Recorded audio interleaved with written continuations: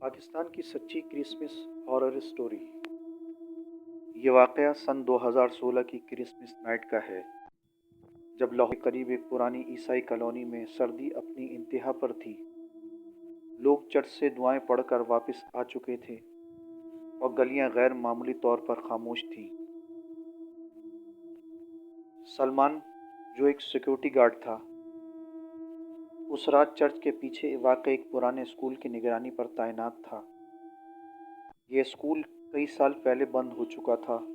مقامی لوگ کہتے تھے کہ وہاں رات کے وقت بچوں کے رونے کی آواز آتی ہے، مگر سلمان ان باتوں کو وہم سمجھتا تھا۔ رات کے ٹھیک 12 بجے جب چرچ کی گھنٹی بجی، اچانک اسکول کی عمارت کے اندر سے بھی ایک گھنٹی کی آواز آئی۔ سلمان چونک گیا، کیونکہ اس عمارت میں نہ بجلی تھی نہ کوئی گھنٹی۔ اس نے ٹارچ جلائی اور دروازے کے قریب گیا۔ دروازہ آہستہ آہستہ خود ہی کھل گیا۔ اندر شدید ٹھنڈ تھی، جیسے کوئی فریزر ہو۔ ٹارچ کی روشنی میں اس نے دیوار پر لگی ایک پرانی تصویر دیکھی، جس میں بچے کرسمس ٹری کے ساتھ کھڑے تھے۔ مگر حیرت کی بات یہ تھی کہ تصویر میں موجود ایک بچے کا چہرہ سلمان جیسا تھا۔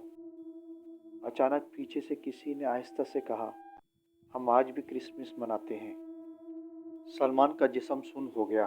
اس نے مڑ کر دیکھا تو ایک چھوٹا سا لڑکا سفید کپڑوں میں کھڑا تھا، ہاتھ میں جلتی ہوئی موم بتی لیے۔ اس کی آنکھیں خالی تھیں، جیسے ان میں زندگی نہ ہو۔ چرچ کی گھنٹیاں زور سے بجنے لگیں۔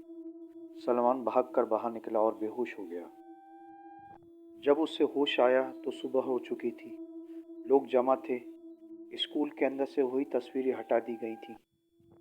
بعد میں ایک بزرگ نے بتایا کہ اس اسکول میں برسوں پہلے کرسمس کی رات آگ لگ گئی تھی اور بچے جل گئے تھے۔ آج بھی کرسمس کی رات چرچ کے پیچھے سے ایک اضافی گھنٹی کی آواز آتی ہے، اور سلمان اس دن کے بعد دوبارہ کبھی نائٹ ڈیوٹی پر نہیں گیا۔